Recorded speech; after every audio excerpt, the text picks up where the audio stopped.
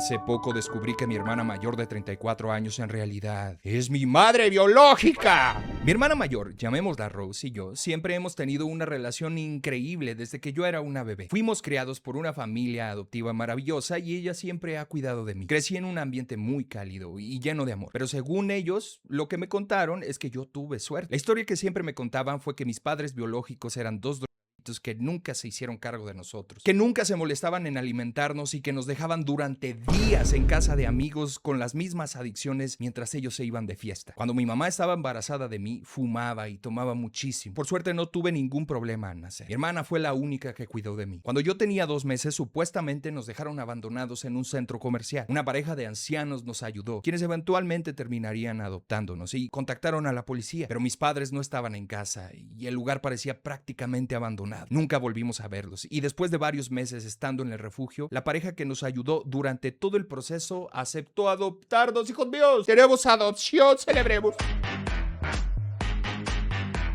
Hace unos meses, un amigo me ofreció hacerme una prueba de ADN para averiguar más sobre nuestros padres, ya que mi hermana casi no habla de ese tema. Cuando llegaron los resultados, descubrí algunas cosas bastante interesantes. Por ejemplo, soy 50% judío ashkenazi. Pero después apareció algo todavía más raro. Encontré y me di cuenta, tenía una tía ya registrada en el sistema. Inmediatamente me puse en contacto con ella, llamémosla a Janet, y nos pusimos de acuerdo para vernos en persona. Todo eso sin contarle a Rose. Recuerden que Rose es la hermana mayor del chico que nos está contando la historia. Cuando nos vimos, pude notar que teníamos características parecidas, como el mismo color de cabello y los mismos ojos. Empezamos a intentar organizar lo que sabíamos de la familia, así que le pregunté si tenía algún hermano o hermana, y me contó que cuando ella tenía 13 años, su hermana de 14 quedó embarazada mientras estaba borracha con su novio que tenía adicciones, y que un mes después de dar a luz, se escapó con el bebé tras una pelea muy fuerte con sus padres. ¡Ah! Nunca volvieron a verla y dejaron de buscarla después de 1 año y medio. Todo empezó a hacer sentido y le pedí que por favor me enseñara una foto de la hermana de su mamá.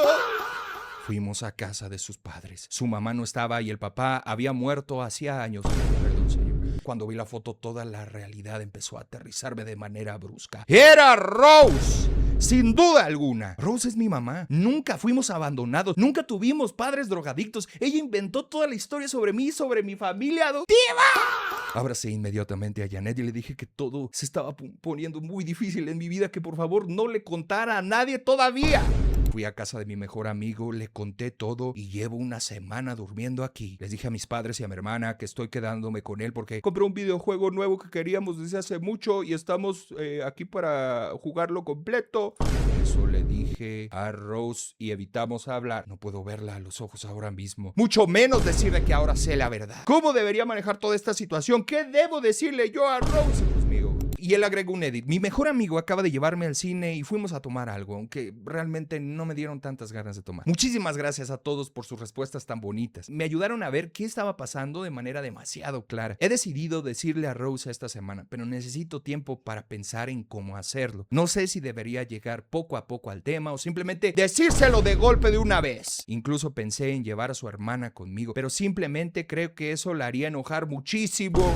Vamos con el edit número 2 que se hizo al post. Después de ver algunos comentarios preguntándome cómo fue el proceso de adopción, me di cuenta de que necesito explicar un par de cosas. Primero que nada, vale la pena mencionar que la adopción no fue inmediata y pasó aproximadamente 1 año entre el momento que aquella pareja nos encontró afuera del centro comercial y el momento en el que nos adoptó oficialmente. Durante ese tiempo estuvimos en un centro de acogida público y Rose seguía manteniendo contacto con ellos. Venían a visitarnos 1 o 2 veces por semana, al menos eso es lo que me dijeron. Ya no sé qué creer. Eventualmente Rose se puso a llorar frente a ellos y les dijo que odiaba estar ahí en esa institución y que pobrecito es su hermanito, o sea, yo. No quería que creciera ahí sin hacer nada ni conocer a nadie. No soportaba la idea de que yo creciera en un foster care. Fue entonces cuando ellos decidieron intentar adoptarla a ella también y nos adoptaron a los dos. No creo que mis padres adoptivos supieran la verdad, pero si sí la sabían, entonces probablemente esta historia también sea mentira. Esta es la actualización. Primero que nada, quiero agradecerles a todos por sus respuestas brutalmente honestas. De verdad me ayudaron muchísimo a ordenar mis pensamientos y a prepararme para poder encarar a Rose. Después de 1 semana evitándola, llegué a su casa de sorpresa con una canasta de picnic para tener la oportunidad de hablar directamente con ella. Se puso muy feliz de verme y le dije que se sentara porque necesitamos hablar. Empecé diciéndole que sabía que había un secreto que me llevaba ocultando años. Su cara se empezó a poner muy roja y empezó a llorar a mares. Ella sabía exactamente lo que íbamos a hablar. Le conté todo. La prueba de ADN, la existencia de Janet y básicamente todo lo que ya les había contado a ustedes en el primer post. Después de calmarse un poco, finalmente me dijo la verdad. Me contó cómo se emborrachó en una fiesta y terminó acostándose con uno de esos idiotas que no hacían nada más que fumar MJ todo el día. A él realmente le valía si tenía un hijo o no, y su reacción fue de órale, sí, a la verga. Aparentemente hace 10 años lo en prisión mientras cumplía una condena por tráfico, agresión y robo armado, hijos míos. También me contó cómo su mamá intentaba convencer a su papá de obligarla a deshacerse del bebé. Peleaban constantemente. Cuando yo nací, le dijeron de la manera más insensible posible que lo que hizo trajo vergüenza a su familia, que no la ayudarían a criarme de ninguna manera. Eso significaba que ella tendría que trabajar para mantenerme y mantenerse a sí misma. Después de varios meses pidiendo dinero prestado a amigos y tratando de balancear la labor de madre con su trabajo, tuvo una pelea horrible con sus padres y les dijo que si no iban a ayudar de ninguna manera, entonces ella y yo estaríamos mejor solos, y se fue de la casa. Después de mandarla a su cuarto, ella escapó a la medianoche, pidió ride en carretera hasta llegar a otro país, lo cual logró a la mañana siguiente. Intentó cuidarme durante algunos días. Encontró una casa abandonada donde a veces dormían personas sin hogar y me llevó al centro comercial cuando empecé a llorar. Ella también empezó a llorar. La pareja que terminó adoptándonos inmediatamente se acercó a ver en qué podía ayudarle y preguntaron si habíamos perdido a nuestra mamá. Rose en la confusión aprovechó y se inventó una historia con nombres falsos. La policía descubrió que no estábamos registrados en el sistema del estado. Estuvimos en una casa de acogida durante 1 año y medio hasta que la pareja decidió hacer el esfuerzo de adoptarnos a los dos para que no nos separaran porque en su mente éramos hermanas. Les tomó varios meses y algunos abogados, pero finalmente lograron adoptarnos a ambos. Rose siempre supo que sus padres la habían estado buscando. Según me contó, ellos reaccionaron después de un par de días y ella se puso en contacto y les mandó una carta diciéndoles que estaba bien, que estaba cuidando de mí y se estaba cuidando a sí misma, que no era indigente y que había encontrado una buena pareja que le estaba ayudando con el bebé. También dejó claro que jamás iba a regresar y que dejaran de buscarla. Y un mes después, eso fue precisamente lo que dejaron de hacer. Años más tarde, su papá empezó a buscarla de nuevo en secreto, cuando ella ya tenía más de 18 años. Después de mucho tiempo, logró encontrarla y le pidió perdón. Con el tiempo, ella terminó perdonándolo y siguieron manteniéndose en contacto en secreto. Él llegó a verme varias veces y yo lo conocía solamente como el amigo de Rose que ve en el parque. Algunas veces nos ayudó económicamente y aparentemente se veía en secreto una vez cada 2 meses. Irónicamente, me alegra haber podido conocerlo antes de que muriera, incluso sin saber quién era realmente en mi vida. Mi familia adoptiva nunca descubrió nada de esto. No más. Después de escuchar todo, le dije que nos habíamos perdido muchísimo por no saber que ella era mi mamá. Y también le dije que entendía por qué había hecho lo que hizo. Saqué un cartel que decía "¡Felicidades, es niño!" de la canasta de picnic junto a algunos snacks para hacer un mini baby shower atrasado. Y nos abrazamos durante casi 1 hora. La pasamos muy bien. Vimos una película y después fue a casa de mis padres adoptivos para cenar con ellos. Me alegra que ella sea mi madre. Por primera vez en años me siento completo. No me importa que haya mentido por lo que hizo, porque sé que lo hizo por un bien mayor. Y honestamente no quiero imaginar cómo sería mi vida en estos días si ella no hubiera hecho todo lo que hizo. Gracias al internet por ayudarme a aclarar lo que sentía y por ayudarme mentalmente a sobrellevar toda esta chingada que me paso, hijos míos. Final feliz, celebremos. Vámonos con la siguiente historia, que es una confesión meme cristiana que lleva por nombre: confieso que pensé que todos los hombres eran monstruos, hasta que apareció uno al que no sé si creerle, hijos míos. Esta historia nos plantea si ha llegado el momento para nuestra meme cristiana que nos mandó esta historia de perdonar, seguir avanzando después de lo que le pasó. Hola, meme Cristo. Necesito contar esto porque sinceramente siento que llevo media vida solo sobreviviendo y ya no sé distinguir entre lo que es peligro y lo que es un miedo infundado. Todo empezó cuando estaba por cumplir 15 años. Un medio hermano abusó de mí. Además de hacerme muchísimo daño, terminó brutalmente. Me escupió, me humilló y recuerdo despertar después en un hospital mientras él ya se había escapado de la policía para enterarme que había logrado darse a la fuga. Pero ni siquiera ahí terminó la pesadilla, porque las hermanas de él, que también eran medias hermanas mías, empezaron a decir que todo había sido mi culpa, que yo lo había provocado, que por cómo me vestía, ya sabes, que seguro yo había dado a entender algo. Una niña de 15 años, cabrón. Y lo peor es que cuando yo escuchaba eso a los 15 años, terminaba creyéndolo un poco. Hasta hoy sigo haciéndome preguntas a veces de ¿y si yo tuve la culpa? Cuando una parte de mí sabe perfectamente que no es así. El odio de ellas hacia mí llegó a ser tan fuerte que intenté darme la vida. Mi mamá terminó mandándome con un primo suyo y su esposa a Ciudad de México porque sinceramente yo no sabía qué hacer conmigo ni cómo protegerme de todo lo que me estaba pasando. Con los años intenté rehacer mi vida y eventualmente conocí al papá de mis hijos. Y yo de verdad pensé, bueno, por fin, ahora sí voy a tener algo bueno. Pero no, terminó siéndome infiel y encima se esforzaba con discursos todo el tiempo para hacerme sentir que todo había sido culpa mía, diciendo que yo no le servía como mujer y que por eso él tenía que buscar en otro lado lo que supuestamente no encontraba conmigo. Y otra vez pasó lo mismo. Yo terminaba sintiéndome culpable por algo que me estaban haciendo a mí, pero sinceramente lo que terminó de destruirme fue que 3 meses después de descubrir la infidelidad, mi mamá falleció de cáncer. Y ahí sí sentí que me quedé completamente sola en el mundo. Me quedé con 2 niños pequeños, sin apoyo, sin dinero, y con un hombre que decidió desaparecer económicamente de la vida de sus hijos. Hubo un momento donde literalmente dormíamos en el piso. Yo veía cómo prefería ayudar económicamente a sobrinos o a otras personas antes que a sus propios hijos. Lo que me llenaba de coraje y de tristeza a un nivel que no puedo explicarles. Pero aún así seguí adelante por mis niños. Trabajé todo lo que pude. Trabajaba limpiando casas, vendiendo postres, lo que saliera. Y poco a poco empezamos a salir adelante hasta que finalmente encontré un trabajo fijo. Y sentí que por primera vez en muchísimo tiempo podíamos disfrutar un poquito de la vida. Me dediqué completamente a mis hijos durante años hasta que conocí a Alejandro. Y ahora que lo pienso, creo que yo estaba tan acostumbrada al dolor que confundí intensidad con amor otra vez, porque terminó siendo una persona horriblemente manipuladora y también me fui infiel. ¡Chingada con esta!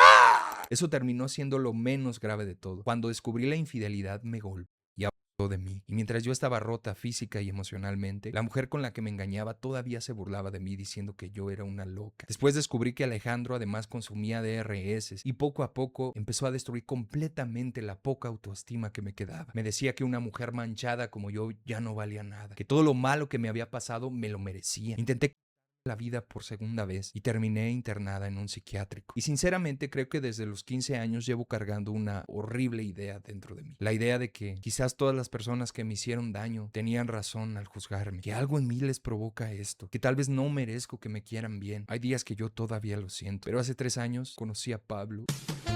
¡Venga, Pablo! Don Piro.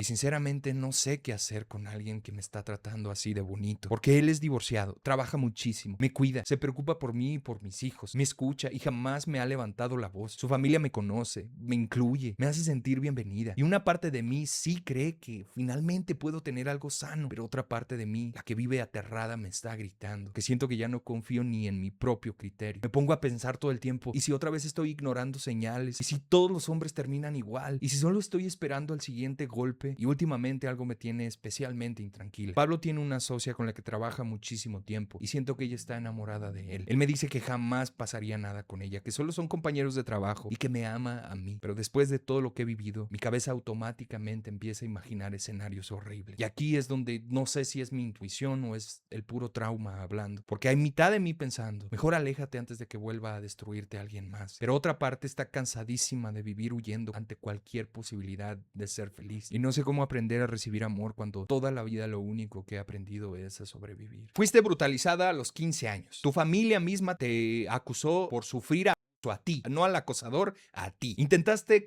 la vida 2 veces. Trabajaste por doquier para poder salir adelante. Enfrentaste el fallecimiento de tu madre. A lo que voy es, no mames, tu vida ha sido un dolor de cabeza. Claro que estás cansada, claro que tienes miedo, claro que no sabes qué es lo que vas a hacer, claro que necesitas alguna validación externa y si de algo te sirve, necesitas conversar con un profesional de la salud mental. Ese miedo se quedó incrustado en ti como un medio para poder sobrevivir. Claro que puedes volver a intentarle, pero hazlo acompañada de terapia, porque claramente tienes cosas por solucionar y créeme, suena una palabra muy bonita y así muy sencillo, es mucho trabajo el que te espera, pero la recompensa es completamente balanceada con el esfuerzo que vas a hacer. Vas a estar mejor, creen en las nuevas oportunidades, pero acompáñalas con soporte de una red de apoyo, de tus nuevos amigos, pero sobre todo de terapia. Lo que necesitas es pulir tus herramientas para seguir adelante a las oportunidades que están a punto de presentarse. Te quiero mucho y espero tomes la decisión correcta y sea acompañada por las personas que te van a ayudar. ¡Hijos míos! Ha llegado el momento de la historia número 3 de esta tarde. Una historia de Reddit de las que les encanta con todas las actualizaciones. Así que pongan atención porque ahí les voy. La siguiente historia por nombre: encontré a mi mamá provocando a mi papá mientras llevaba puesto uno de mis vestidos. Suena como algo salido de las películas malísimas esas de Netflix, pero desafortunadamente para mí en este caso es real. Ayer estuve casi todo el día en casa de mi amiga y no se suponía que regresaría hasta más tarde por la noche. Esto es súper normal últimamente porque mi amiga tiene una alberca y desde que terminaron las clases he pasado muchísimo tiempo en su casa. A media tarde decidimos salir a manejar un rato y después ir de compras. Yo no llevaba dinero conmigo porque guardo mis ahorros en efectivo dentro de un frasco para no gastarlos impulsivamente. Así que decidimos pasar por mi casa para recoger algo de dinero antes de irnos para el centro comercial. Cuando llegamos, mi amiga se quedó en el coche porque yo solo iba de entrada por salida. Pero cuando entré a la casa, mis papás estaban en el sofá. No quiero entrar en detalles demasiado gráficos sobre lo que estaba pasando, pero mi mamá estaba sentada sobre las piernas de mi padre, provocándolo ese X-mente. Y era bastante obvio que estaban a punto de hacer cosas. Los dos se quedaron inmóviles cuando me vieron, lo cual era totalmente entendible porque obviamente no planeaban que alguien los interrumpiera. También me quedé ahí sin mover y después de unos segundos me di cuenta de que mi mamá literalmente llevaba puesto uno de mis vestidos favoritos. O sea, uno que uso todo el tiempo. Ni siquiera es especialmente revelador ni nada, solo es un vestido normal de verano. Los tres nos quedamos viendo ahí en shock durante unos segundos hasta que mi mamá simplemente dijo: lo siento mucho, hija. ¿Pero qué sientes, mamá? Salí corriendo de la casa y llegué llorando al coche de mi amiga. Empecé a explicarle lo que acababa de ver y ella intentó calmarme, pero entonces mi mamá salió corriendo detrás de mí, todavía con el vestido puesto. Le dije a mi amiga que arrancara y nos fuimos a su casa. No le dimos los detalles a sus papás sobre lo que había pasado, solo les dijimos que yo estaba teniendo algunos problemas familiares. Somos amigas desde hace muchísimos años, así que me dijeron que podía quedarme a dormir ahí cuantos días necesitara. Cada vez que cierro los ojos es como si volviera a ver todo en mi cabeza. Mi mamá me ha llamado muchísimas veces, pero solo le respondí por mensaje para decirle dónde estaba y que necesito tiempo antes de poder platicar con ellos dos. Ella volvió a disculparse y quiere que regrese hoy a casa para poderlo platicar, pero honestamente no creo poderlo hacer. Incluso mientras escribo esto, empecé a temblar de los pinches nervios. Nunca antes me había sentido insegura dentro de mi propia casa. Tampoco sé si me siento cómoda estando cerca de mis papás ahora que sé que literalmente estaban haciendo roleplay como si mi madre fuera yo. Me siento asqueada completamente y quiero quemar toda mi ropa. Ella edita antes de irnos a la actualización, hijos míos. De verdad no quería escribir cosas eróticas sobre mis papás en el post original. Pero como varias personas empezaron a sugerirlo en los mensajes y en comentarios, quizás realmente no estaban haciendo nada malo, supongo que ahora me obligaron a aclararlo. La parte de arriba del vestido de mi vestido estaba bajada y estaban haciendo cosas con sus bocas en los pechos de mi madre. Si no estaba a punto de tener o al menos definitivamente estaban jugando a cosa muy extraña. Edit número 2. No estoy molesta porque mis papás estuvieran haciendo cosas. Lo que me molesta es que estuvieron a punto de tener eso mientras mi mamá llevaba puesto uno de mis vestidos favoritos. Ella y yo jamás compartimos ropa y he intentado racionalizar esto de alguna otra manera, pero sinceramente no veo por qué habría entrado a mi cuarto para sacar ese vestido si no fuera específicamente porque yo los interrumpí. ¿Están listos para la actualización? Prometí dar una actualización sobre mi situación y honestamente escribo sobre todo esto porque me ha estado ayudando bastante. Así que ahí les va. Varias personas en mi publicación original me recomendaron hablar con una terapeuta antes de volver a ver o a hablar con cualquiera de mis padres. Llamé a una terapeuta con la que ya había trabajado un par de veces en el pasado y logró hacerme un espacio para una sesión de emergencia. Honestamente me ayudó muchísimo a procesar lo que vi, mis preocupaciones y también a preparar una lista de preguntas para hacérselas a mi madre cuando hable con ella. Me reuní con mi mamá el fin de semana. Nos vimos en un parque cerca de nuestra casa por la tarde y nos sentamos alejadas de la gente. Mi amiga con la que me estoy quedando y su novio fueron conmigo para apoyarme moralmente, pero se quedaron aparte y me dejaron hablando sola con mi mamá. No voy a contar toda la conversación porque hablamos durante más de una hora, pero básicamente fue justo lo que me temía. Sí, me estaba haciendo un roleplay de mí cuando la encontré con mi papá. The fuck? No quiso decirme cuánto tiempo habían estado haciendo esto, pero sí me dio una lista de varias prendas mías que habían usado antes. Dice que todo fue lavado perfectamente antes de devolverlo y honestamente no tengo razones para pensar que no lo limpió. Pero de todas maneras jamás volveré a usar ninguna de esas prendas. ¡Qué perro! Probablemente fue estúpido preguntarlo, pero quise saber cuál de los dos había tenido la idea de que ella me interpretara a mí con ese juego de roleplay. Según ella, dice que fue idea suya. Todavía no me siento cómoda viendo ni hablando con mi papá. Y él tampoco me ha contactado desde el día que los encontré. Así que supongo que él tampoco se siente cómodo hablando conmigo sobre esta chingadera. Mi papá estaba trabajando cuando hablé con ella. Me aseguré de eso porque quería poder pasar por la casa y recoger algunas cosas más. Ella me dejó entrar sola con mis amigos para sacar lo que necesitaba antes de volver a casa de mi amiga. Todavía sigo intentando descubrir qué voy a hacer. Terminé teniendo que explicarle toda la situación a los papás de mi amiga. Y obviamente fueron increíblemente comprensivos. Están dispuestos a rentarme una habitación que tienen libre en su casa durante unos meses mientras decido qué hacer. También estoy intentando conseguir más horas en mi trabajo. Así que sí, básicamente eso es todo lo que ha pasado. Dudo volver a actualizar jamás en esta red social. Pero sinceramente estoy muy agradecida con todas las personas que se acercaron para tratar de ayudarme con sus mensajes. Esta historia lleva por nombre y es una confesión meme cristiana, así que pongan atención, sean amables a la hora de juzgar y díganos qué opinan. Confieso que terminé tocando en la boda de la mujer que pensé que iba a ser el amor de mi vida. Y ella intentó engañar a su esposo conmigo mientras seguía con el vestido puesto. Soy de Cancún, pero antes de la pandemia me fui a vivir a Mérida casi 4 años. Y sinceramente nunca pensé que irme para allá terminaría dándome una de las historias más surrealistas y dolorosas de mi vida. Cuando llegué a Mérida, volví a reencontrarme con una chica que ya conocía desde hacía años. Desde adolescentes nos gustábamos. Pero nunca pasó nada porque en ese tiempo uno todavía anda todo idiota. Y además, cada quien andaba con sus cosas. El punto es que ahora ya éramos adultos y empezamos a salir y eventualmente nos hicimos novios. Y la verdad fue una relación muy bonita. De esas relaciones donde uno siente tranquilidad real. Ella era súper inteligente, estaba estudiando muchísimo, prácticamente encaminada a tener un doctorado, mientras que yo apenas tenía la prepa terminada. Yo trabajaba y aparte salía en la moto a repartir comida para completar, porque en Mérida jamás me alcanzó el sueldo. Pero aún así éramos felices dentro de nuestras posibilidades, o al menos eso creía. Porque poco a poco su familia empezó a meter muchísimo la idea de que yo no estaba a su nivel. Nunca lo dijeron directamente en su cara, pero sí eran de esos comentarios disfrazados de preocupación que decían: es que ella merece estabilidad, ella tiene muchísimo futuro, ¿qué va a hacer contigo? Vete nomás, eres músico. Aunque ella intentaba defenderme, con el tiempo toda esa presión empezó a desgastar muchísimo la relación. A eso súmale que económicamente yo sí estaba bien limitado. Y entonces eventualmente terminamos. Pero la verdad, nunca terminamos del todo. Porque yo seguía viajando a Mérida cada 2 o 3 semanas para verla.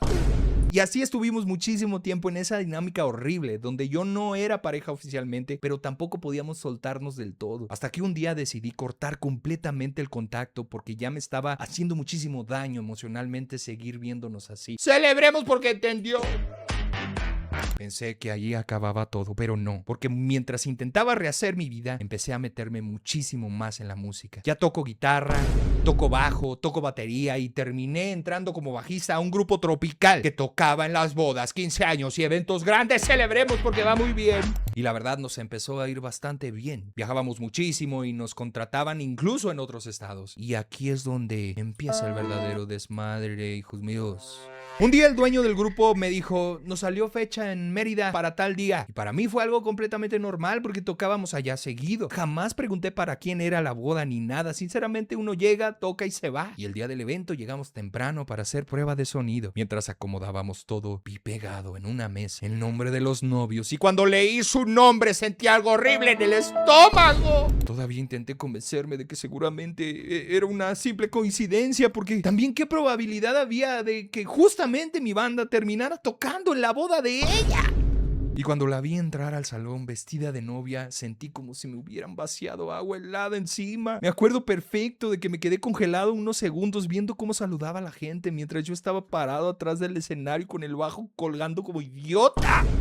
Pero ni modo. El show debe continuar. Y algo importante de mí es que yo me tomo la música muy en serio. Podré estar destruido emocionalmente, pero arriba del escenario siempre intento hacer las cosas bien. Así que respiré, me acomodé y empezamos a tocar. Al inicio todo iba relativamente normal. Yo evitaba verla demasiado y me concentraba en tocar, pero entonces llegó la canción. La canción que dijimos que íbamos a bailar en nuestra boda. Me gustó tanto esa canción que incluso yo mismo había insistido en meterla al repertorio del grupo hacía meses. ¡La cagué! Y esa noche tuve que verla bailar nuestra canción con otro hombre mientras yo estaba arriba del escenario cantándola junto al vocalista. Creo que jamás había sentido algo tan emocionalmente raro, porque una parte de mí quería derrumbarse allí mismo, pero otra seguía tocando perfectamente en automático porque había gente pagando por un show y porque cuando trabajas en música aprendes a tragarte lo que estás sintiendo y a hacer feliz a los demás. Terminó la canción y dieron un pequeño break. Yo estaba súper nervioso, temblando horrible, algo que no me sucedió mientras tocaba en modo robot. Así que salí del salón a fumarme un cigarrillo y tomarme una cerveza para tranquilizarme un poco. Y ahí fue cuando todo se volvió irreal. Ella salió detrás de mí con el vestido no había puesto todavía. Al inicio empezó a decirme que si hubiera sabido que mi grupo iba a tocar jamás nos habría contratado. Y luego empezó a disculparse y a decirme que extrañaba muchísimas cosas de nosotros y que nunca nadie la había hecho sentirse como una mujer de la manera en la que yo lo hice. What the f-? Y sinceramente escuchar eso mientras literalmente acababa de verla bailar con su esposo me estaba sacando muchísimo de pedo. Entonces le dije que mejor se metiera al salón, que seguramente su esposo la estaba buscando, pero ella seguía insistiendo en que no importaba, que nadie se iba a dar cuenta y que quería estar conmigo aunque fuera un momento. Y aquí es donde todo valió ver. Porque estábamos en una parte oscura fuera del salón y de repente ella se arrodilló enfrente de mí con todo y vestido de novia y empezó a intentar desabrocharme el pantalón. Eso me agarró completamente en shock, pero no me dejé llevar. Pero lo peor es que no me di cuenta de que alguien nos había visto. Regresé al salón todavía totalmente sacado de onda y seguimos tocando como si nada hubiera pasado. Terminamos el evento y sinceramente yo ya no tenía cabeza para nada. Les pedí a mis compañeros que por favor me ayudaran desmontando porque no me sentía nada bien. Me fui al hotel y tomé hasta dormirme porque sentía la cabeza hecha una mierda. Al día siguiente me regresé a Cancún lo más rápido que pude, intentando convencerme de que todo se había quedado ahí. Spoiler, no se quedó ahí. 2 meses después, ella me mandó un mensaje directo diciéndome que se iba a divorciar. Resulta que la persona que nos vio aquella noche tomó fotos y empezó a extorsionarla. Al inicio ella pagó para que no dijeran nada, pero cada vez le pedían más dinero hasta que ya no pudo seguir pagando y terminaron mostrándole las fotos al esposo. Obviamente el esposo pidió el divorcio. Y aunque sí me sentí mal por todo lo que pasó, también hubo una parte de mí que entendió algo fuerte esa noche. Yo sí me pude ir. Pude detenerme, aunque todavía la amara en ese momento. Jamás me atreví a hacer algo así el día de su boda. Y honestamente, creo que si me hubiera dejado llevar por tan solo unos segundos, probablemente hoy cargaría una culpa muchísimo peor que el simplemente haberlos dejado ahí. Este es mi consejo para quien nos acaba de mandar esta historia. Te pasaste de qué buena historia. No puedo creer que estas cosas les pasen. Es increíble. Es novelesco, pues. I love it so much.